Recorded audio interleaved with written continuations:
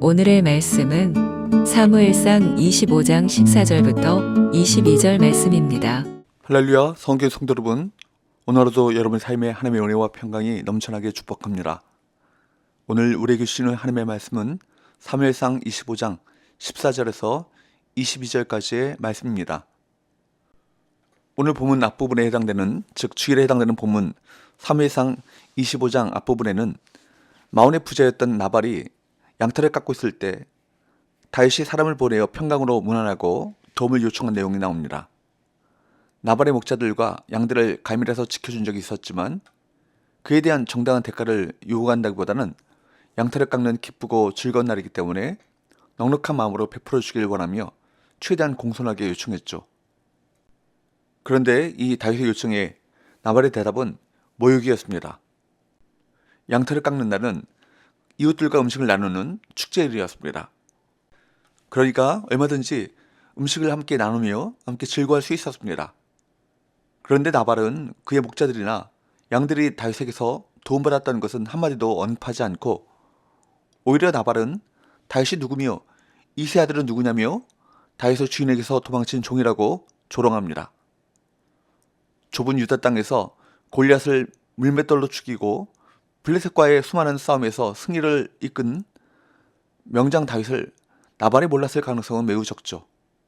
뿐만 아니라 그가 요즘에 각기 주인에게서 억지로 떠나는 종이 많도다 하면서 다윗을 조롱하는 것을 볼 때 다윗이 사울에게서 떠난 것을 알고 이를 비꼬아 말한 것입니다. 다윗은 분노에 가득 찼고 나발에게 보복하기 위해 400명의 수하에게 칼을 채워 길을 떠났습니다. 선을 악으로 갚은 나발에 대해서 직접 심판하겠다, 그런 마음을 품었기 때문이죠. 나발의 어리석은 처사로 인해 나발 집안의 모든 남자가 죽을 상황에 처하게 된 것입니다. 이때 본문 14절 말씀에 보면 나발의 하인들 중에 하나가 나발의 부인 아비가일에게 나발이 다윗을 모욕한 일을 보고합니다. 하인들 중에 하나라는 표현을 볼 때 대부분의 하인들은 나발의 행동을 문제로 여기지 않았고 단지 한 명의 하인만이 나발의 행동이 옳지 않다고 생각했음을 알 수 있습니다. 그 하인은 15절 16절 말씀에서 아비가일에게 그간 다윗의 군사들이 자신들을 보호해 주었음을 보고합니다. 밤낮 우리에게 담이 되었다 라는 이 말은 다윗의 군사들이 얼마나 성실하고 안전하게 하인들을 보호하며 선대했는지를 말하고 있습니다. 이 하인의 말을 통해 아비가일은 나발의 대처가 다윗의 분노를 야기했음을 알게 됩니다. 평소에도 아비가일은 종들의 말을 귀담아 들었을 것입니다.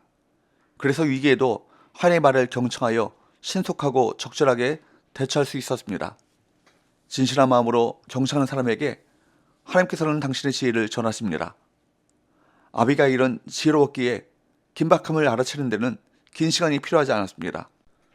18절 19절 말씀에 보면 아비가일이 급히 라는 표현이 나오는데 그가 얼마나 신속하게 일을 진행했는가를 알 수 있습니다. 서둘러 다윗의 무리에게 전달할 음식을 마련해 보내고 그 뒤를 따랐습니다. 떡과 포도주, 양고기와 볶은 곡식, 건포도와 무화과는 당시 사람들이 구할 수 있는 모든 종류의 음식이라고 할 수 있습니다. 그는 상당히 많은 분량의 음식을 나귀에 싣고 소년들을 먼저 다윗에게로 보냅니다.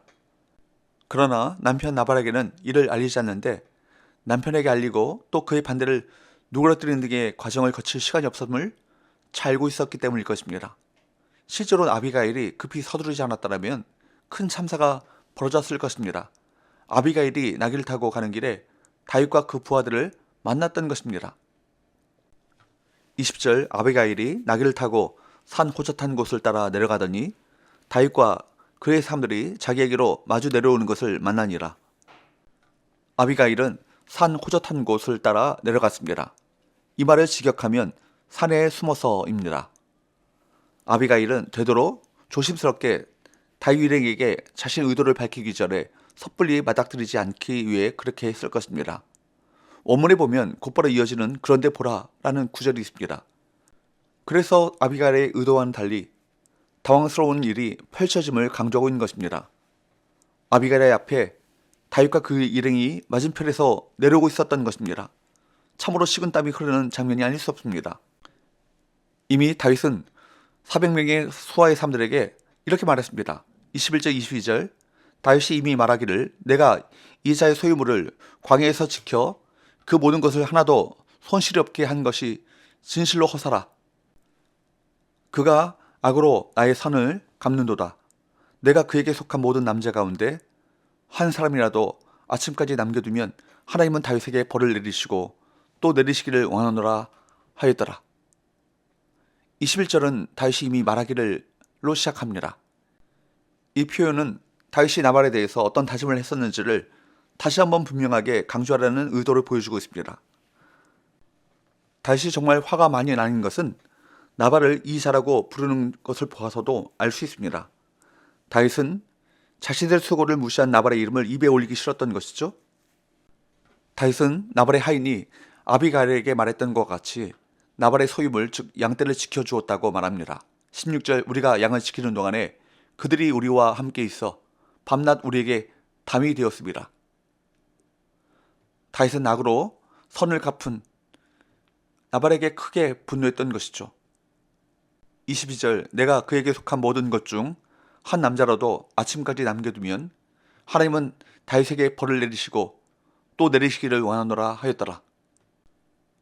다윗은 극한 분노에 차 있었습니다. 내일 아침까지 한 남자도 남겨두지 않냐고 모두 죽여버리겠다라는 것이죠.